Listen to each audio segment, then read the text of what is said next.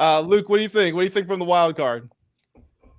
Oh man, all I heard, I was watching like some short videos on YouTube of like some NFL players and stuff, just seeing what they think about the Texans and Browns game. Everyone's saying, "Oh, the Browns defense, rolling with the Browns defense. Joe Flacco looks good. I know he's old, but nah, man, it's CJ Stroud." Yeah. Anyone that watched football this year, you knew the Texans were going to win that game, man. CJ Stroud is different. Yes, Luke is the number one CJ Stroud fan. He's been a big supporter all year. He's been making a lot of money off of Stroud, Nico Collins. Him and Nico, man. I had to pay my respects. I told you guys I copped that black CJ Stroud jersey. I'm waiting on it. I wanted to wear it this weekend, but yeah, the CJ Stroud. Normally, it's the weird white kid like the Alex Caruso's, the Austin Reeves. The CJ Stroud jersey is going to be a hit at the frat parties pretty soon. Oh, yeah. I mean, that's like the equivalent of me showing up to a black frat party in a Jason Williams jersey. Like, I'm cleaning up. Like, it's just, there's just certain players where it's like you cross over to the other race. They honestly ended racism if you really want to just like, if you could make a combo jersey of all of them and then just put one mixed race individual in that jersey. And all right. Impromptu topic. The top 5 athletes who have ended racism. Jason Williams has got to be Jason Williams. His name was White Chocolate. Oh God, who else is a good one? I'm going Noah nigga. What? Oh God. What? All right, listen, I know it's still early in his career, but if you look at this landscape of things and the buzz that he's getting on social media and like the bounds that he's already transcended, he's going to be a problem for announcer for years to come. Is that how you pronounce his name? That's how I'm pronouncing it. I don't know if you should. You guys see the video where he like actually did say it? No hesitation. He just said it. He just you really pronounce it like that? Is that how you say it? Yeah. Just straight up? Yeah, I didn't see who it was, but he just no hesitation. Well, imagine the announcer calling him out before a game. No one. Well, so he was. I'm pretty sure he was touring WVU, and him touring WVU is what started getting the news circulating about his name. So, I mean, if he's gonna go to a school where they're just gonna feel free to rip his name regardless of race, WVU is a good school for that. I don't think the announcers are gonna be trying to hold their tongue. WVU, Alabama. He's got to end up somewhere like that, somewhere where the announcers will just rip it, like you said. All right, let's talk about some of these topics. We wrote down a few topics we want to talk about. Like I said earlier, we got the NFL playoffs going on. That's the big topic right now. And since we were so in love to CJ Stroud just a second ago, let's start off by talking about this question. Now, I feel like there would have been only one obvious answer for the majority of the season, but maybe recently that's changed a little bit. The question is, who would you rather pick to start your franchise right now if you are an NFL front office general manager figure? Would you rather have CJ Stroud or Jordan Love? And again, this is an interesting question because Jordan Love was kind of a turnover disaster to start the year. But as good as CJ Stroud has been, Jordan Love has been better to end the season. 23 touchdowns, 1 interception in his last 9 games. He's been lights out. So either one of you guys, which one would you take, Stroud or Love? Luke, you can go ahead first because I know who you're going to say. Are we talking just how it is now, how the cards are played right now, or are we saying just from an individual player perspective? Because, you could argue Aaron Rodgers is more talented than Tom Brady, but who would you rather have to start your franchise? I think we all know. Yeah, like you're building a team for the next 10 years. Who would you rather take? You know my answer. It's CJ Stroud. There's no question about it. I don't care about all this Jordan Love, better QBR or whatever. I saw some stat on that where it was like they had the same exact stats, but it was like Jordan Love's rating was significantly better for some reason. So I'm not buying into that. Just like I'm not buying into that QB test or whatever that CJ Stroud failed. No. The S2 test. Yeah, that was pretty funny because Bryce Young, I'm pretty sure Bryce Young set the highest score ever. And CJ Stroud, I don't know if he had the worst score ever, but I know he had one of the worst ones. And everybody was saying CJ Stroud's a freaking idiot and this guy isn't cut out to be the franchise quarterback. And he said something like, I'm not a test taker, I'm a football player. And he backed it up. I mean, he backed it up. No doubt. He said, watch this. Yeah, for real. He said, That's "Hey, all he hold said. on, fam. I'm not going out like this. Like I left school. I'm not trying to go back and take more tests." He said he's balling just so he never has to take a test again. So I like CJ Stroud a lot more, and I want CJ Stroud to be the better quarterback long term. That being said, if I had to sit down in a courtroom and make an argument, I'm actually taking Jordan Love.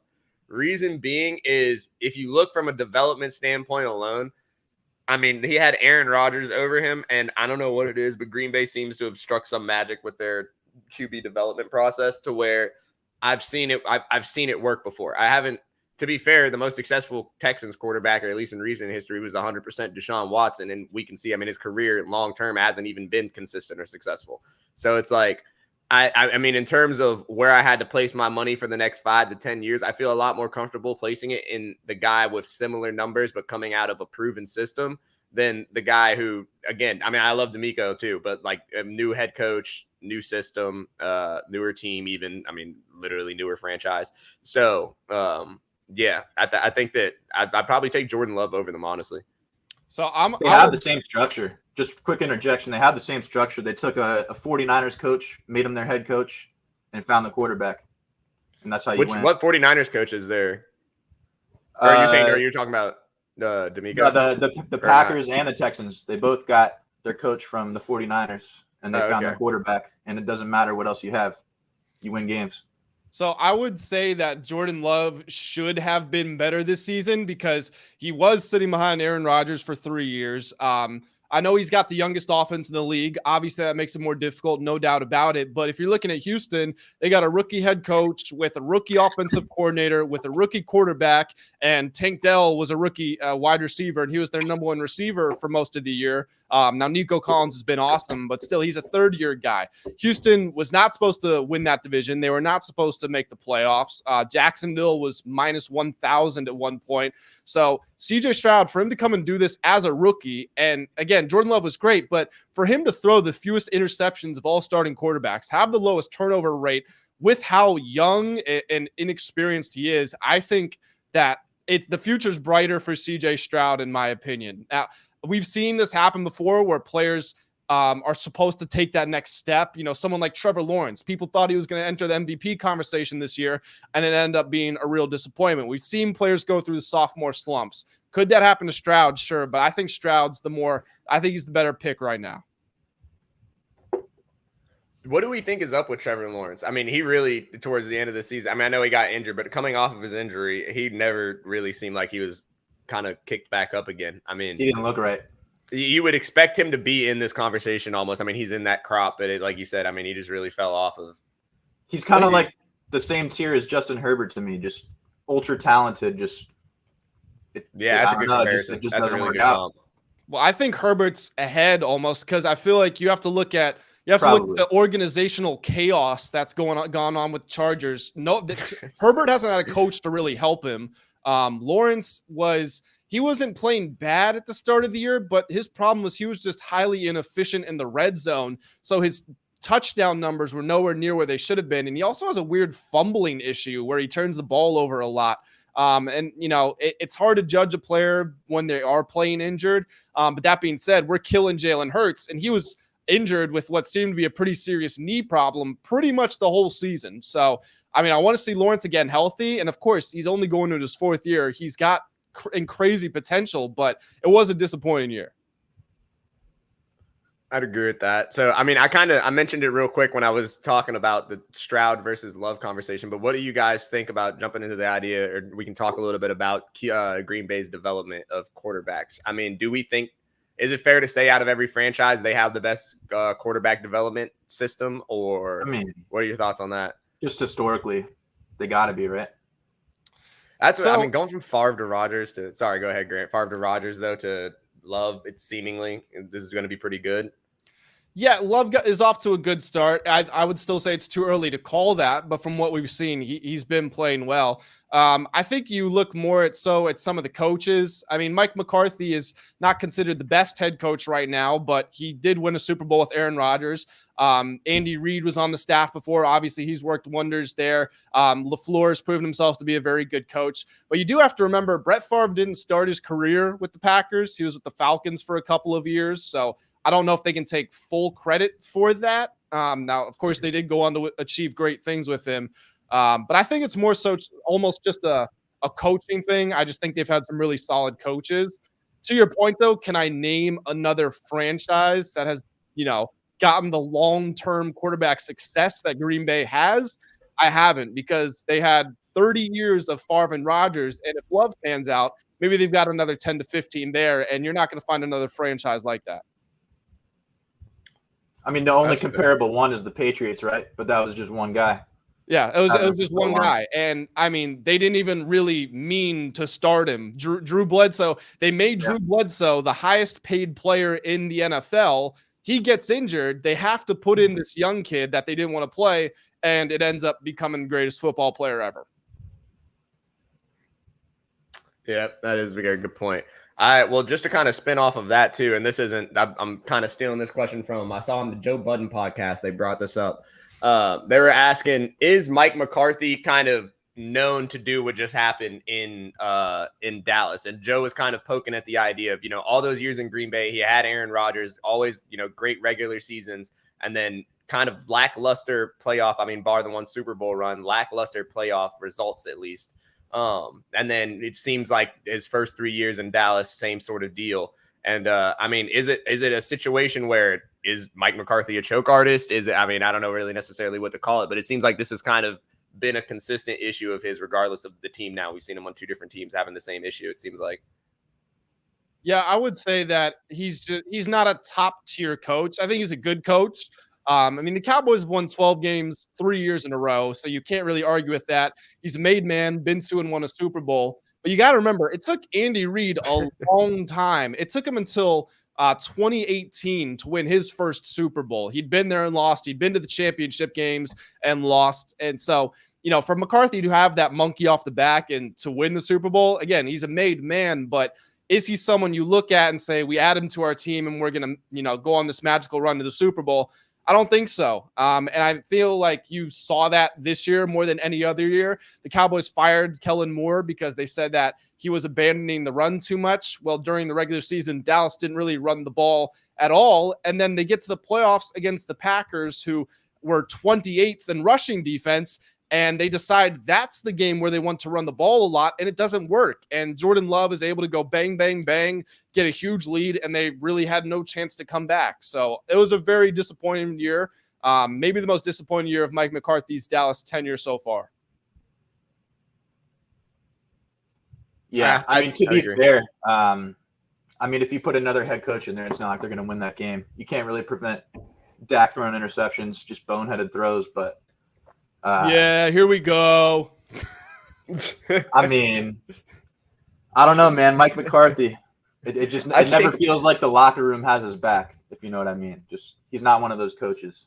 Like DeMeco Ryans, I bet they have fun in the locker room, Yeah, I'm sure there is a disconnect. That's honestly another, good thing too, if we don't mind jumping into another impromptu one here. Like, teams definitely perform better that like their head coach. I mean, you look at the Raiders. You look at the Raiders and how they played for, DC or RC? I forgot what the acronym was for his name. But Antonio Pierce? AC. There we go.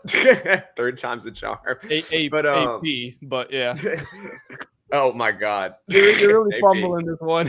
Fumble in this one, but what's the name? If you look at an Andy Reid, he's an older coach. It seems like he connects with his players and they like him.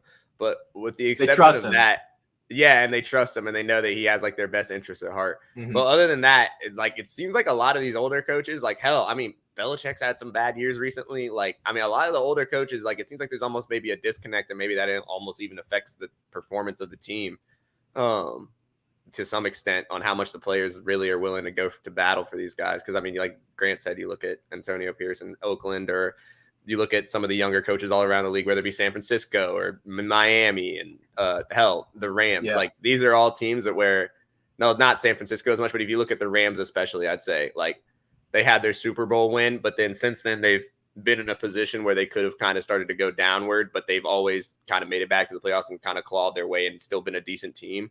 And I think a lot of that's due to them liking Sean McVay, wanting to play hard for him, wanting to uphold a reputation of being a good team. Whereas if you feel this disconnect and you guys are kind of in like a limbo, it's probably easier to not really, give a shit, for lack of a better word. And, you're getting paid either way. So let me jump in here too, if you don't mind. And that's actually a very good point that you stumbled on, because some of the top coaching prospects for this offseason are Ben Johnson, the Lions OC, Mike McDonald, the Ravens DC, and Bobby Slowick, the Texans OC. And I believe all of them are 36.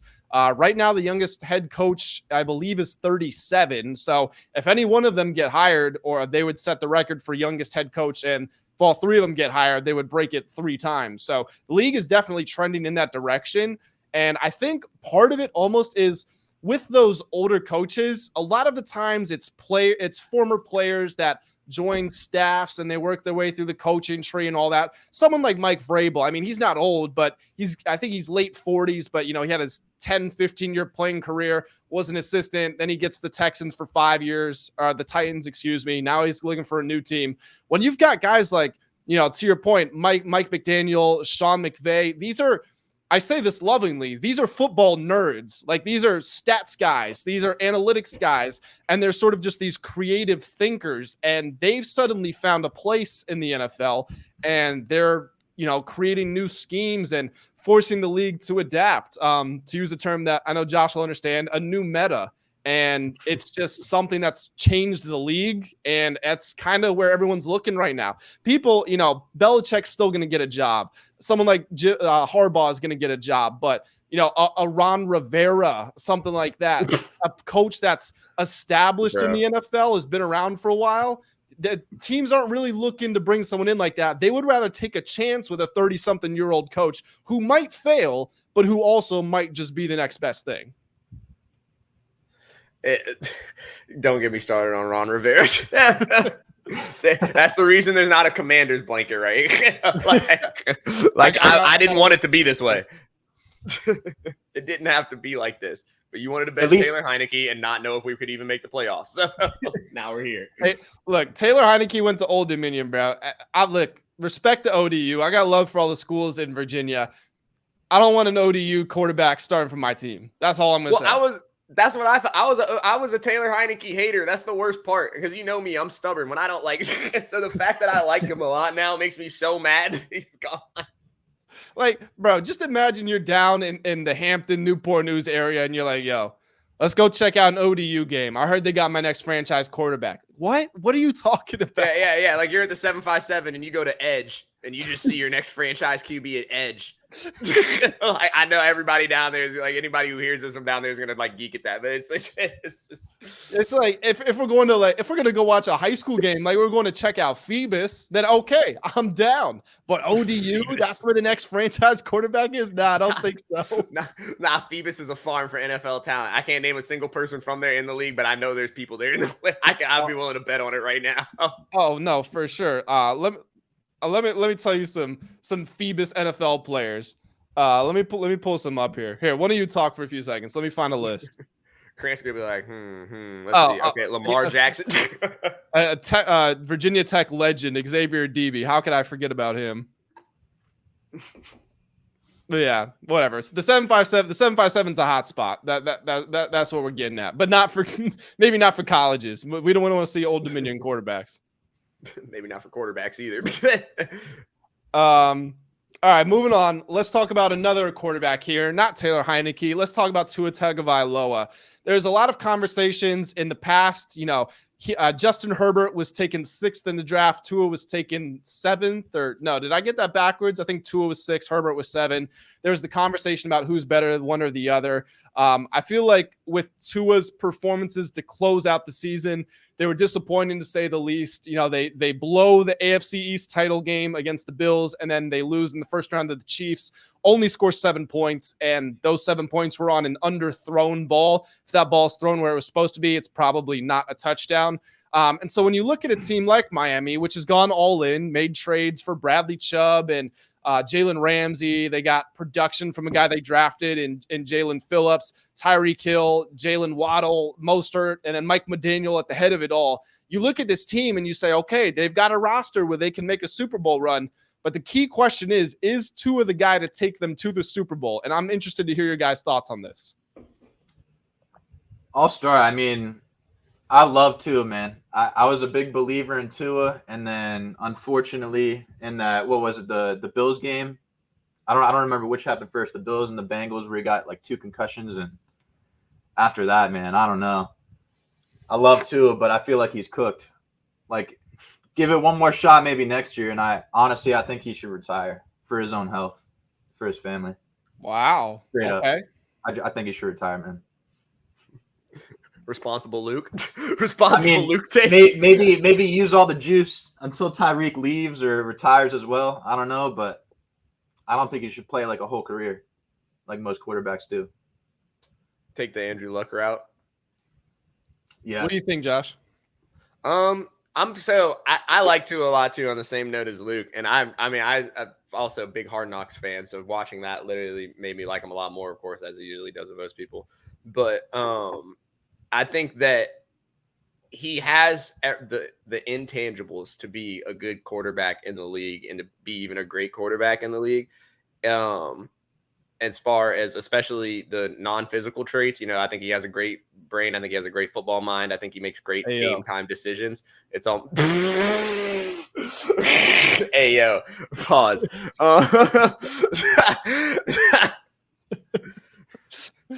I don't think you make it. Fuck it. I don't think. Nah, we gotta get rid of him. We gotta get rid of him. On second thought, you know what? He should retire for his own health. We gotta get rid of you. That's what we gotta do. We find a new podcast. We can't have him going around doing stuff like that. Okay, but this can't be the type of behavior he's bringing into our locker room. Nah, especially with a concussion history, you can't have bad brain and good brain. That's just too much going on. That's too much on his plate for him to handle. I swear I didn't even realize what I said until I heard the "ayo" and I was like, "What?" All right, continue. My bad. I'm gonna let you cook. No, yeah. All right. In all seriousness, no, I think that he does have the intangibles, at least from when you're not looking into his physical stature. Obviously, he's a shorter, smaller quarterback. He doesn't have the biggest arm, things like that. That being said, I think that those are good enough to be manageable for him. So I think on the right team with the right coaching, which I honestly think the Dolphins are, he could make it to a Super Bowl. I don't think Tua is necessarily the Dolphins' problem so much as they don't have an offensive line, and their solution to not having offensive line was, okay, we'll get the ball out in like under 3 seconds. But in the event that for the 900 different reasons that a team could go about trying to prevent that and all the different ways, whether it be, playing a very physical game so that by the later half of the game, you're much more worn down, whether it be blitzing a lot more often, all these different things, it kind of results in Tua getting killed.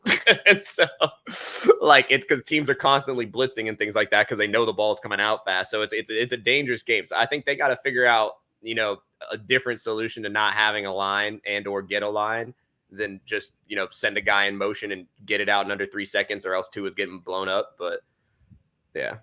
I mean, as you saw, it's not going to work against a team like the Ravens. I mean, last year they had that comeback and everything, but this year, even without Waddle, the Ravens are just going to crush them. They got to get through the Ravens. They got to get through the Chiefs, the Bills. There's just, in my opinion, I don't think they're going to make a Super Bowl.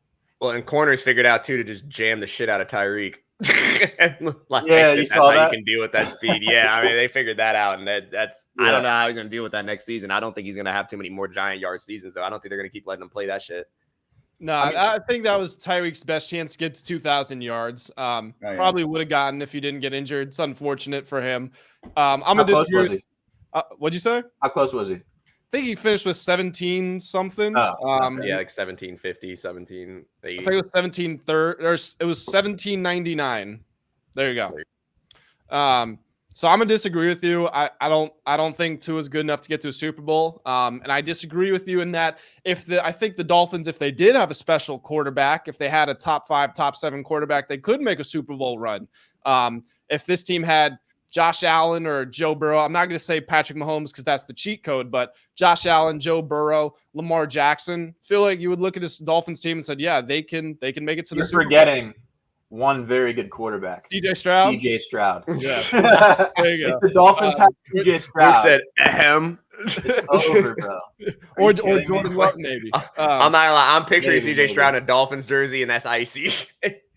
Now, the Dolphins jerseys are just clean. They've got some of the best jerseys in sports. Oh yeah, that colorway. I mean, Miami in general. They honestly Miami branding. Miami has the best branding of any American city. I like the Heat's Miami Vice jerseys. Those are fire. That's what I'm saying. Like that's what I'm saying. Like Miami Vice is just they have their own color scheme as a city. It's just like that's lit. One final topic here before we jump into our betting picks for the weekend. This one comes courtesy of Luke. And it rhymes a little with Luke, but how high is Puka Nacua on your wide receiver list after what he did this season? In case you don't know, Puka Nacua was he set the all-time rookie receiving record with 1,400 something yards. Was the leading receiver for the Rams. Obviously, Cooper Kupp missed some of the season, but still a very impressive year. And he went for 180 yards in the playoff game, which was, I believe, a rookie playoff receiving record as well. So hard to get much better than he did get in his rookie season. 5th round pick, kind of flew under the radar, but he was really impressive. So where do you look at Puka Nacua and how does he stack up to some of the other best wide receivers in the league? I would have to. Go first, Luke. You can go ahead. Okay. I was gonna say, Mr. Nice Guy. Yeah, Mr. Nice Guy over here. I like him a lot.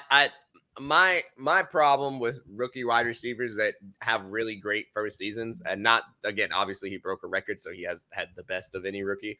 But I have to see what you do in season 2 because now people know about you. Now people are scheming for you, and now you're a known threat on the field. And I'm sure by the end of the season, people had started to begin to do that for him. But with him also, him playing a lot of X and being in that slot position as well. The defenses, I think, probably weren't scheming for him as much as you would necessarily imagine or think, especially in the beginning of the season. So I'd like to see how he duplicates that next year. That being said, I mean, it's the best rookie season ever so far. So, I mean, he's undoubtedly a top 10 wide receiver. I think you have to put him in the league list. He made us forget about Cooper Kupp's existence. And it just, it was just a year or two ago that Cooper Kupp had an amazing season. So, I think that he has a bright future ahead of him, but I definitely want to see some consistency. That's always my worry with wide receivers is because there are those guys who every now and then they'll have a crazy season and then you don't hear from them for the rest of their career. That's fair. I definitely think he's approaching top 10 for sure.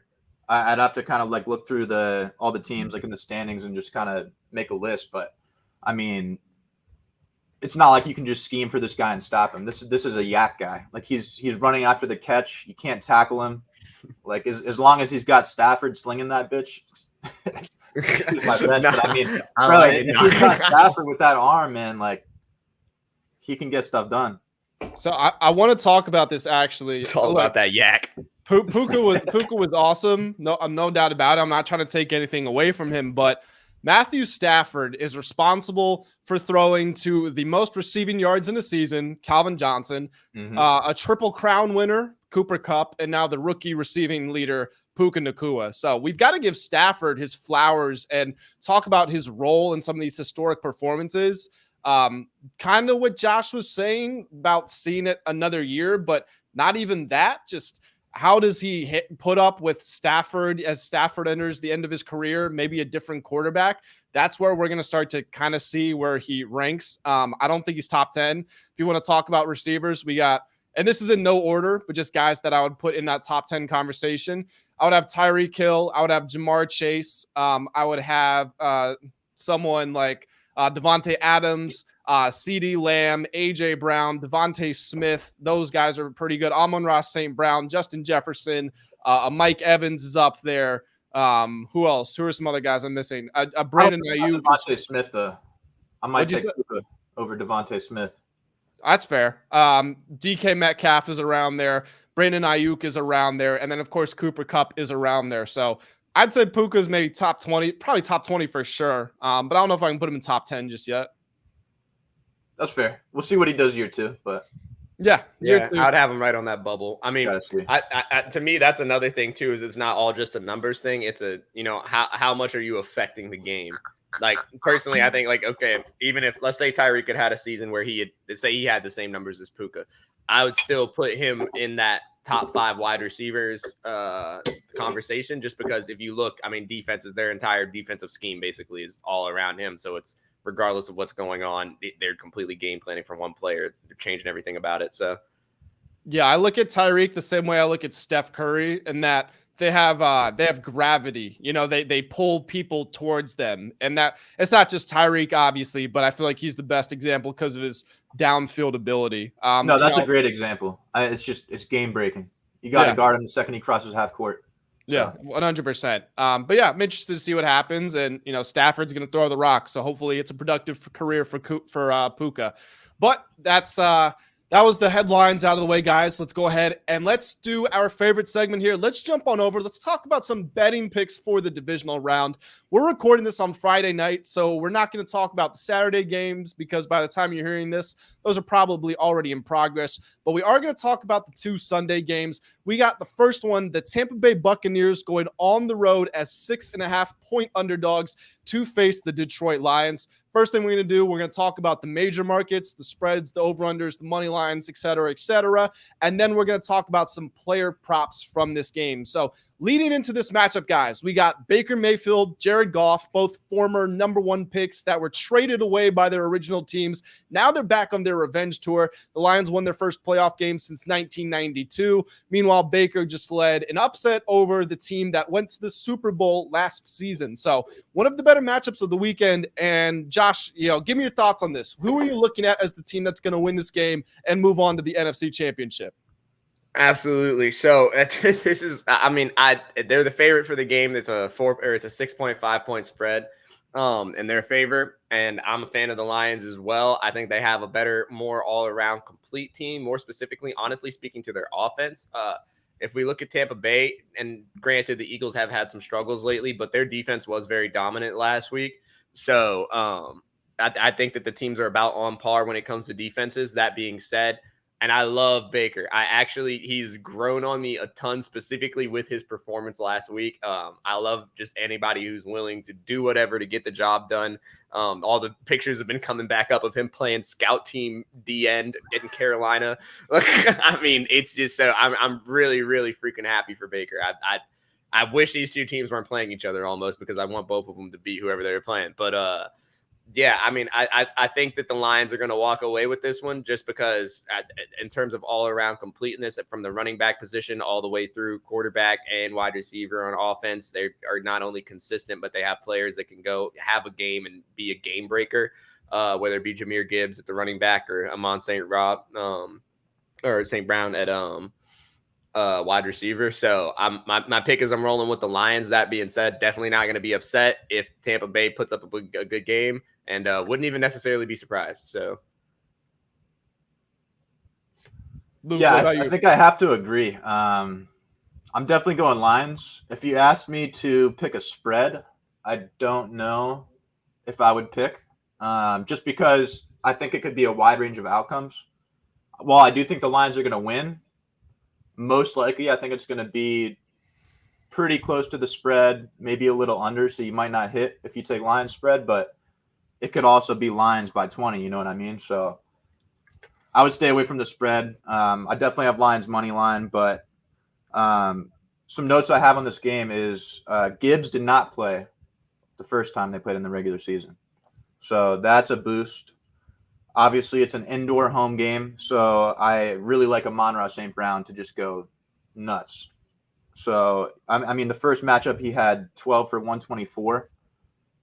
It's going to be the same shit. So it's the same. I think I'm a little bit put it on repeat. He said run that back. Yeah. I'm not 100% convinced the Lions will win. If there's a gun to my head, or 11 floors below me, then maybe I would go with the Lions. If you're tuning in late, by the way, you got to go back to the intro to hear the joke, the meaning behind that joke. I would say the Lions should win this game, but my favorite play is actually the Buccaneers at +6.5. Now, just looking at some general betting splits, early in the week, the public was huge on the Lions. They were getting like 70, 80% of spread money.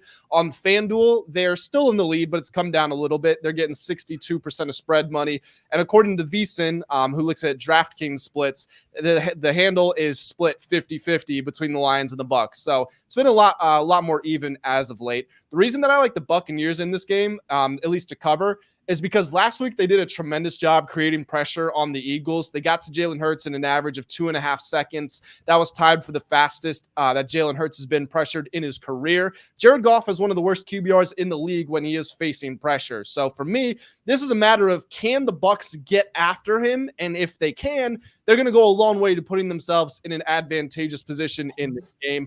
The Lions also gave up the third most passing yards to opposing quarterbacks in the league. Baker Mayfield went for 337 and 3 touchdowns last week. We know he's going to have the ball in his hands, especially because the Bucs can't run the ball very well. So I feel like you got to be looking at Baker to have a strong day here and for a lot of scoring to just, come along as a product of that. And Tampa Bay also had one of the best red zone defenses in the league. They allowed the third lowest red zone touchdown percentage. So I think you're going to see the teams very easily move between the 20s. But once they get into that red zone, that's where the real battle is going to start. And if you look back at what happened last week, the Rams scored more times than the Lions did, but all 3 times the Rams got in the red zone, they walked away with field goals. That's how you lose in the playoffs. You need to score touchdowns when you're down there. So for me, it's a battle of the red zone. The team that wins the game, but I do like the Bucs to cover the 6.5. One thing I'll say about everything you just said is that you said Baker threw for like 300 something and 3 touchdowns. The Eagles secondary, I mean, come on, man. Dog water. That's a joke. Dog so water. just I would just say proceed with caution if you're going to follow Grant and take Bucs spread. But at the same time, I don't think it'll be a blowout. I do think the Lions will win, but obviously if you take the Lions money line, it's not worth. Like, you can't telling somebody to proceed with caution for somebody else's bet is hilarious. All right, well, here, let me respond to that. So the Eagles gave up 200. Here comes the beef. The Eagles gave up the 255 passing yards per game. The Lions gave up 253. They were nearly identical. So I don't know. The Lions ranked 28th in passing touchdowns allowed. Their defense is not good. Their secondary specifically is not good. It's basically the Eagles with a blue color scheme. So that's fair. But I do just think, they got Branch. Is he a cornerback or a safety? Branch. They've been playing him some slot, but he's been playing a lot of safety. Okay. I mean, he's a beast. They got Hutchinson. And then on offense, I just think the Lions have way more weapons. Like you said, it's going to come down to touchdowns. Obviously, it's going to come down to turnovers. Is Jared Goff going to fumble it or throw an interception? That could change the game, obviously. But at the end of the day, I mean, Laporta, Gibbs, Montgomery, Amon-Ra, I don't think Godwin's going to do anything, and Evans might be like a long shot for just a deep touchdown. I don't know. I think the scary situation that is honestly a pretty likely one. Like I sat and thought about a long time if I wanted to call an upset alert on this, which I don't think it's necessarily I wouldn't see it as a completely unforeseen circumstance of happening. That being said, I think the biggest and scariest game state for the Lions in this case is if they get in a position where they're up 1 touchdown, let's say with the whole 4th quarter to play, and where they just have to game manage, because Baker can go and make a play. Great, Baker will put together a drive, will put together a moment, and he will, for better or worse, at least attempt to do the thing that will make the play, and it might end up losing them the game quicker at some point. But if he holds off and isn't too turnover prone early, Baker will go win the game before Jared Goff will, and that's kind of where Baker thrives under pressure. A close game late, exactly. I expect for sure. Tampa Bay to kind of start to take advantage of that. So the Lions need to get ahead early, if you ask me, and then kind of coast and just dominate in general. Because any situation where it's like 4th quarter, 1 game or 1 possession game, and if the Tampa Bay has the ball with possession, I mean, that'd start to worry me. That made me nervous as hell as a Lions fan. Like I said, I mean, I'm picking them, but Yeah. I mean, on that note, Skip was right for once. I do kind of expect that, bro. Like, I think the Lions are going to be up a score. It's going to be like 4th and 4, 4th and 3 on like the 40-something yard line, and they're going to go for it. Are they going to convert it or not? Are they going to give Baker a chance? I don't know. Josh, did you say Skip was right? Skip was right for once. I mean, he's been on this Baker train and he's been yelling about it in that 7-game streak for where his QBR was 100 and whatever, and it was the highest 7-game streak in Browns history, which as if that's some sort of massive accomplishment. That being said, I mean, Skip's been high on Baker, as we all know, for forever, and I was on the fence. I thought Baker was going to end up being a sort of more journeyman quarterback, sort of Ryan Fitzpatrick, next Ryan Fitzpatrick of the league sort of deal. Not necessarily like he's looked at as bad, but just looked at as, he's a temporary fix to while you're trying to go find a franchise quarterback. And I think that they like him down in Tampa Bay. I mean, I think Bruce Arians, if you look at him, he's kind of like a juice head sort of aggro. I mean, I feel like they definitely could probably get along well. Hey, Josh. Yeah. Bruce Arians is retired. Isn't he in like front office though? Who am I thinking of? Who's the coach down at Tampa Bay? Who am I? I'm Todd thinking Bowles? of Bowles. Todd Bowles. I don't know why I said Bruce Arians. Todd Bowles. Hey. This video is brought to you by Twisted Tea. He's off a beat right now. It's a tall boy too. But I know y'all see me. I'm skinny in this jersey. I can't handle a lot. But what's the name? Yeah, I think that Todd. You can't keep doing this to me. You're doing it at this point. You're doing this to yourself. Yeah, but I don't know they're AOing. I can hear you AO. But I think that Todd Bowles is a good fit for Baker. I think that they probably get along well, and I don't know, man. They scare me. I think that they're a dangerous team. I'll put it like that. They could be dangerous, which is even plays right into Baker's hole. Speaking of Skip Bayless, did you see what happened with him and Michael Parsons? Oh God, no. So Skip was like a Micah stan, right? Like he called him 11 from heaven, which is a weird thing to call another man, but that's what he called him. And so I guess Micah Parsons was supposed to go on Skip's show every week throughout the NFL season. And then in week 1, when he was supposed to show up, he just never showed up. Either that or he told them the day of he wasn't going on. And I don't know for sure. I don't know if he ever went on. I don't think he did. But Skip tweeted, "Can't wait for Micah Parsons' podcast tomorrow. That's what he does best after the Cowboys lost." And Micah Parsons tweeted back at him and he said, "You just a hating ass motherfucker who mad I ain't want to do your show. Where was all this when you were on my nuts wanting me to come on your show every Tuesday? You lame as hell, Skip. Real shit. Fake ass Cowboys fan." That's just the first time Skip's ever had any of his black friends be black and angry at him. And he's probably his head spinning. He's probably like, he probably texted Lil Wayne like, "Yo, you're not gonna believe what just happened." Yeah, I have somebody we need to air out. Wayne, I'm calling in that favor you said you'd always do. You're gonna get Wayne to drop a diss track on Michael Parsons.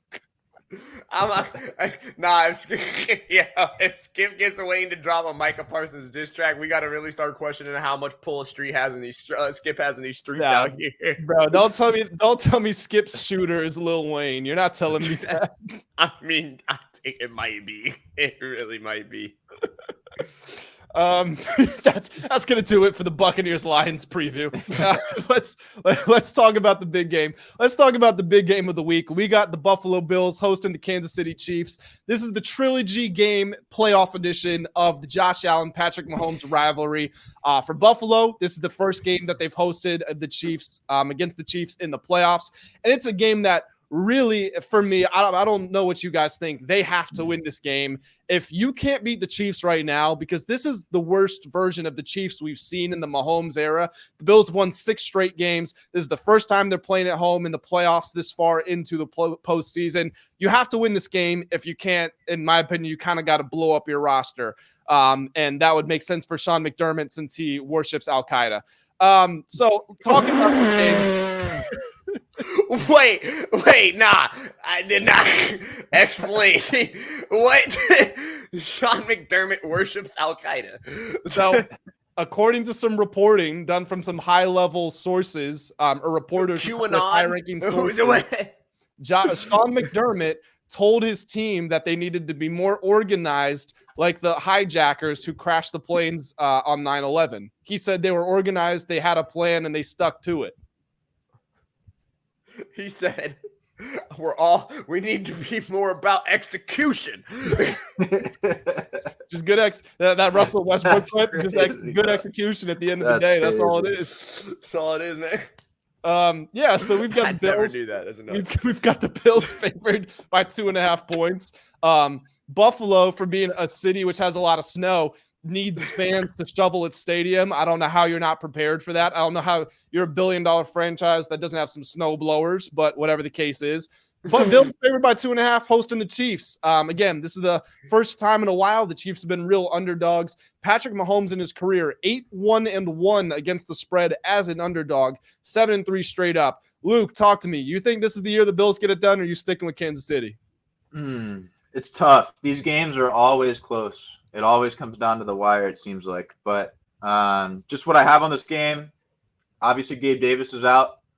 When they played in the regular season, you guys all saw that touchdown. It was called back by a penalty, right? Yep. Chiefs would have won. They didn't even have Pacheco that game. And I saw this interesting stat. So Sean Hockley, I guess that's Ed Hockley's son, right? He's going to be reffing the game, and accordingly, I think the Chiefs are 8-2 when he refs their games. So I mean, it's not gospel, but I mean, it's okay. It's a statistic, I do want to jump in. This is a little misleading. Mahomes wins 80% of games, Hockley referees, and he wins like 77% of games in his career. So it's just about average. It probably doesn't matter. I just thought it was interesting, but I mean, Josh Allen hasn't beaten Mahomes in the playoffs. Yep. Who cares about the regular season? And the other thing I'll say, I have 2 words. Rashee Rice. Okay. He's going off. I don't care. I already took his props. He's going off. It's happening. I think the wind wide is receiver coach. There might be a little bit of wind. Wideout scout. Wait, you know how the Eagles had that big ass security guard that they were like undefeated with on the sidelines? Wait, what's his name? Big Ed or some shit? Yeah, we're gonna see Luke wearing 10 puffer jackets and he's coaching up Rashee Rice on the sidelines. The goal of this podcast is to get Luke on an NFL wide receiver scouting corps. Or we sending him out to JUCOs. He's gonna be on the sideline. He's gonna be the first NFL summer league coach. But I love it. For real though, in all seriousness, I mean, I think Rashee Rice is going to have a big game. When they played in the regular season, obviously they didn't have Pacheco. They couldn't establish the run game, yet I believe him and Kelsey both had like 7 catches for around 70-something yards. And I don't know, man, but as soon as Kelsey started dating Taylor Swift, I mean, the production just, I don't know. But Rashee Rice is going to have a big game. Book that. And I think the Chiefs are going to win. Josh, what do you think? I'm going against the grain here, even though, I mean, I don't know if it is considered going against the grain because they're the favorite, but I'm actually going Bills. So I think this is the year they finally get it done. I don't know what it is, man. I'm not buying into the Chiefs this year necessarily. They've had a lot of problems, especially at the wide receiver position. Travis Kelce, although he is still definitely a dominant player, is by no means, I don't think, enough alone just with Patrick Mahomes to take them past a team that's, well put together, a super well coached team like the Bills. And I think this is the year Josh. I'm convinced this guy didn't listen to a thing I said because he just listed like Chiefs players, like, oh, they have no one. Rashee Rice, bro. Oh my God! Come on, man. All right. He's got back game for the 125 yards. But you got to keep in mind, it's like a Pundit Square they cancel out because they also have Kadarius Toney. They benched him last week. He didn't dress. I think he's actually questionable. A bunch of the Chiefs guys are questionable. They already ruled out Sky Moore. So Oh, well, then honestly, they probably do he's better. hitting But Rashi all They're day. questionable with being ass is why they're questionable. That's what I was gonna say. Andy Reid's fed up with this shit, bro. Well, I guess that does. I would say that definitely. I'm not even gonna lie. That definitely actually changes my like. It definitely affects things a little bit. It doesn't completely change my opinion. I do still want to roll with the Bills. That being said, I don't know. I mean, Stephon Diggs is yet to get the job done. I think Josh Allen is a good enough quarterback to take you to the Super Bowl, if not win it. And I think that the Bills have an all-around good enough squad to get there. I think that they have ran into the Kansas City Chiefs every year, and that's why they haven't made it. But like you said, this is the weakest Chiefs squad we've seen over the last few years. And not weak in general, but just comparatively to their own selves. And so, yeah, if the Chiefs win the game, I think that it will be because of not only them being the better team, but also due to better coaching, and it'll have to be an all-around win. I don't think it's going to be like the last few years where it's going to be as much of, not that it necessarily was a cakewalk every year, but it was as much of a shoe-in for them to win. I really am liking the Bills this time. I'm going to go with the Kansas City Chiefs. This one, I think they win outright. They gave up the second fewest points per game. Everybody talks about Baltimore's incredible defense, and Baltimore did have an incredible defense, but the Chiefs gave up just 0.2 points more per game than the Ravens did, so they were right there with them. They held opponents to the second fewest yards per game. They got the second most sacks per game. I think you're going to see them apply a lot of pressure on the defensive side of the football. I also think that the Bills in their final three regular season games, they didn't play well. Last week they did play well, but there were a few things that transpired that I think swung the pendulum heavily in their favor. Mason Rudolph throwing an interception in the end zone.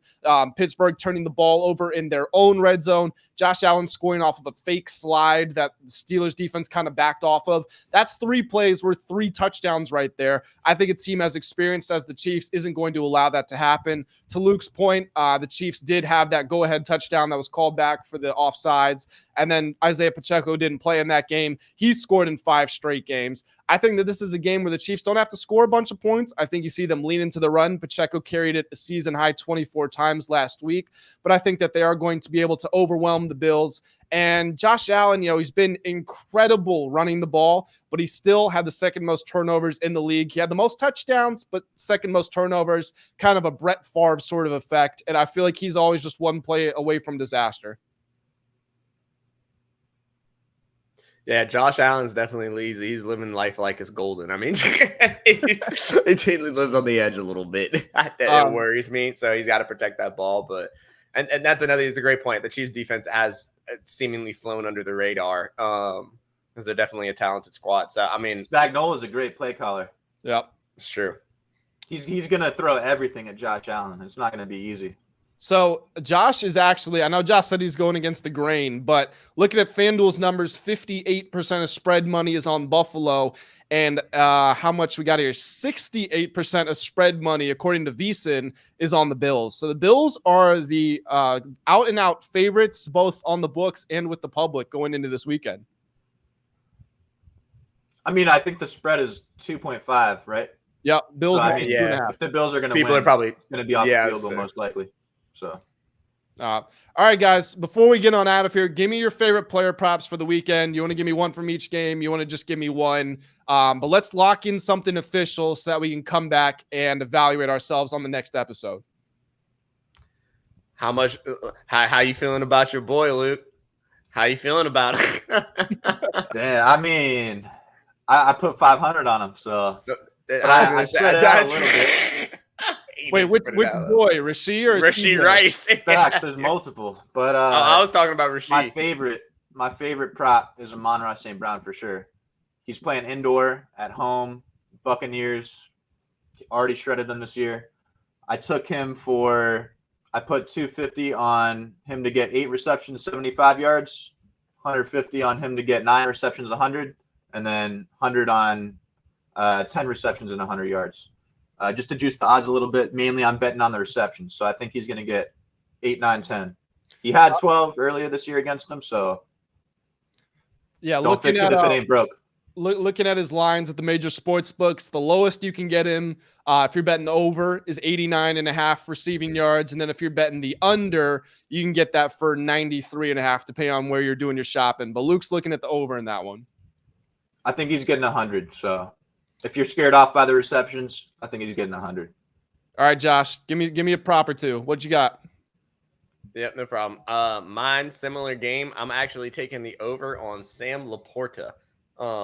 On his yards. I know that sounds probably pretty random, but I think that the Buccaneers, the Buccaneers send a lot of linebacker blitzes down, and I think that that's going to cause the Lions to have to have a lot of quick checkdowns. So the receiving yards, also I like Jahmyr Gibbs on their running backs, and then also tight ends for those shorter routes. I think that those are probably going to be pretty easy overs to hit just because of the amount that the Buccaneers like to blitz with their linebackers and kind of leaving that middle of the field and those quick throwing 2-second, 3-second routes open.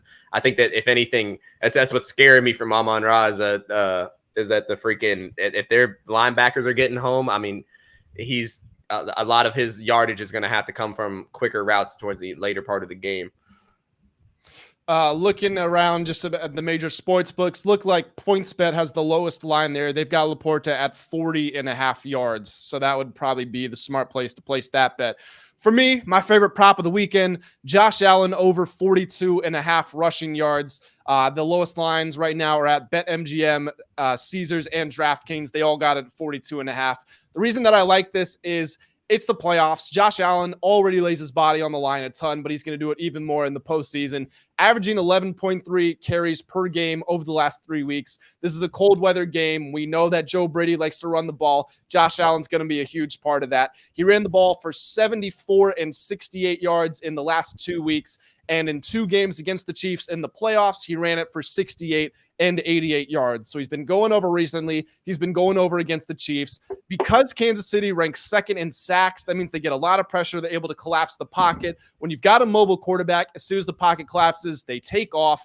And partly because of that, and also just partly because of the style of the game, the Chiefs have allowed opposing quarterbacks to rush for the 8th most yards this season.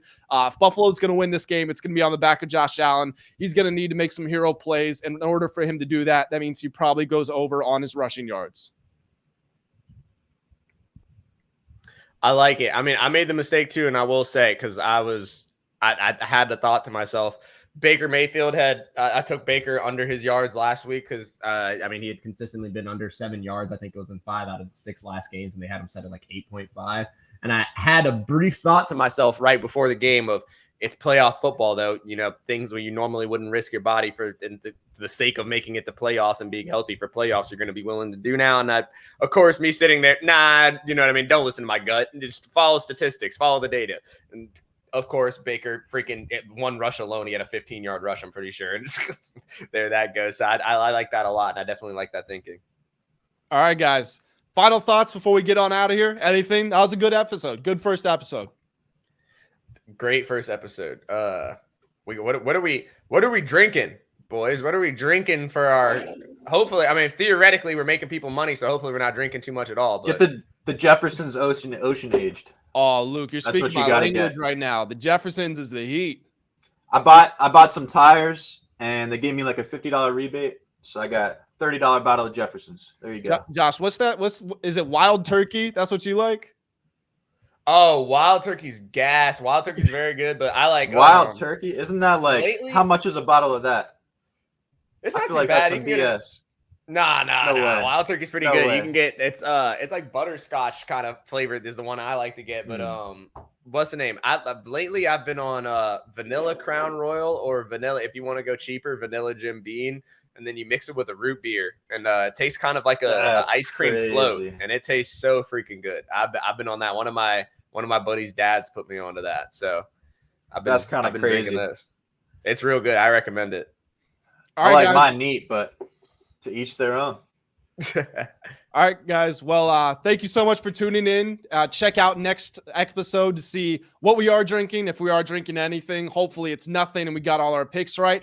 But we disagree with each other on some of our picks. So naturally, there's going to be someone's getting some punishments. But guys, that's going to do it for the first episode of the Pregamers Podcast. Before you get on out of here, smash that subscribe button. Jump on in the comments. Let us know whose picks you like the most and what your favorite picks are going into the weekend. Press that like button if you did enjoy the video, and we will catch you all on the very next episode.